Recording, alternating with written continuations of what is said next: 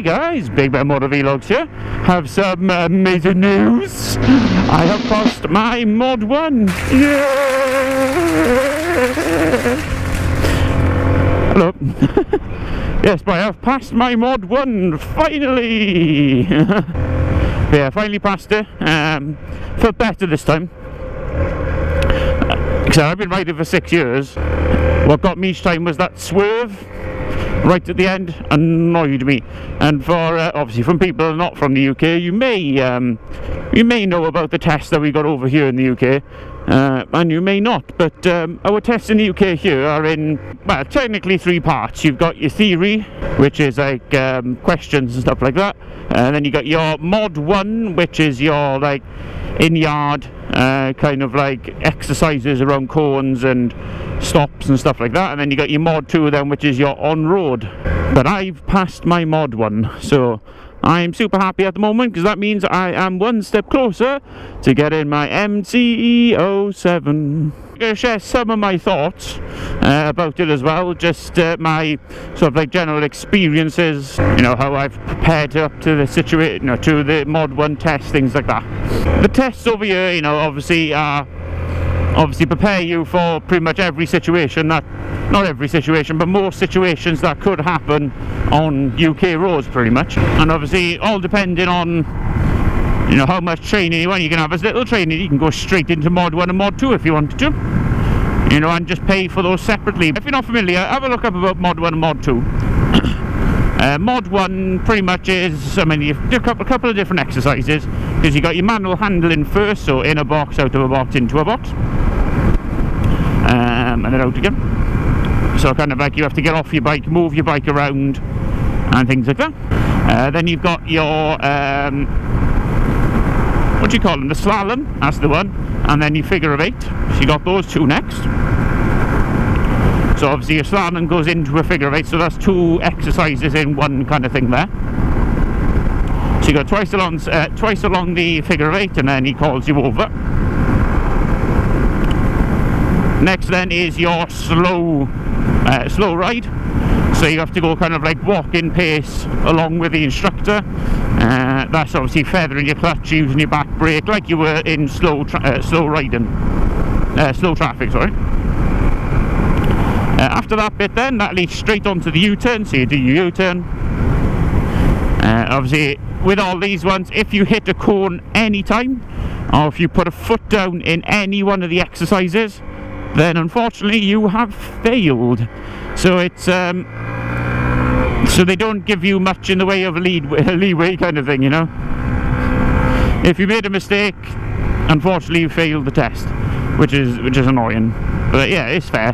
You know, that could be knocking somebody's leg as you go past, or knocking into a car as you go past, knocking into a mirror, things like that. Then you've got your...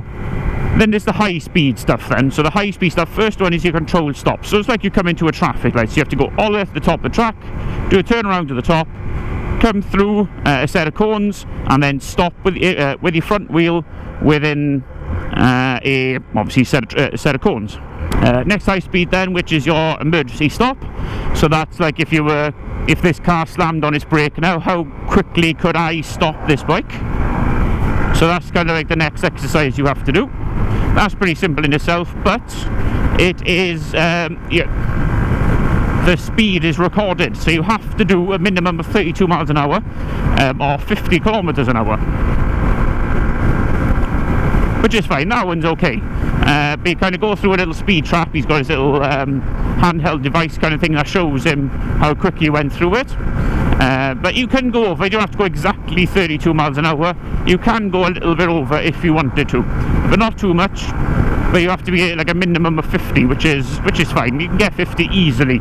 You know, that's like 5,000 revs in second gear. That's nothing for a or even in first if you wanted to, but first is a bit sketchy because of the engine braking. So you have to go past the speed trap, then the examiner will put his hand up. He could actually do a little bit later, it all depends. So he doesn't do it straight away, he could do it, so you have to watch him. Obviously not watch your speed, or watch him. As soon as he put his hand up, then you have to brake. But obviously you have to brake at the shortest distance, and you can fail at that point if you don't stop. You in the correct amount of time. Next then is the last test. So swerve avoidance is pretty much, again, same as the emergency stop, but this time after you pass the speed trap and there's a yellow cone straight after it, you then have to swerve around and in between two sets of cones. Now this is not just like yellow cone and then go straight a little bit and then turn. It's literally yellow cone, turn. It's a really big swerve around, and then you have to come to control stop by the blue cones a little bit further down. And then once he says, yeah, great, okay, sorry, yeah, that is actually, the speed is recorded on that one as well. And again, you have to do 32 miles an hour or over. On that one, I got 54.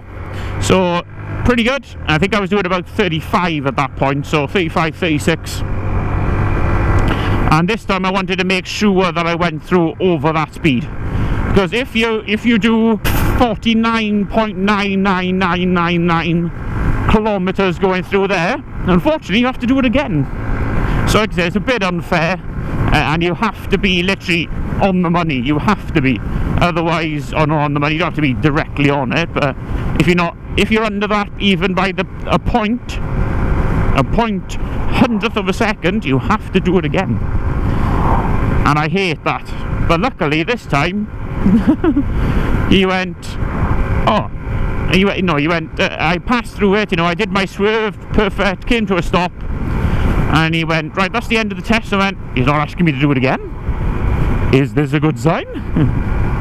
Because I had a different examiner this time compared to the other time, and he did things a little bit differently. And I was talking about this with my instructor, and he said it's strange that they do different things. There should be a set way of doing these things, not differently. But again, you know, didn't put me off my game. I just went in, done it, and then came out, passed, sorted. So I'm really pleased. But the MOD2 is just on road riding then. So got an examiner following you. He does tell you right, left, things like that, and then you've got a part of it then which you're doing your own riding. So he tells you a place to go. Obviously, you don't have to go in the correct way. So I'm just, like I said, popping to JT's to find out when my MOD2 will be, and also when I can do some training for it as well. So I can see why they put so much effort into doing all these tests, and it's a good idea, really. It's a really good idea to do it. The hazard avoidance is not the easiest thing whatsoever. But anyway, guys, I'll update you after I've been into JT's now, and then I'll find out the dates, and I shall chat to you straight after. See you soon, guys. Alrighty then, so leaving JT's now, and yeah, I've got my MOD2 booked for the 21st of June. So yeah, it's going to be pretty good. He said, would you want the bike that day? Kinda, yeah. I said, yeah, I would love to have the MT-07 that day. That'd be amazing. And he said that I can put the exhaust on after the first service. But anyway, guys, yeah, so 21st of June, my MOD2, so I cannot wait, and hopefully have the bike that same day.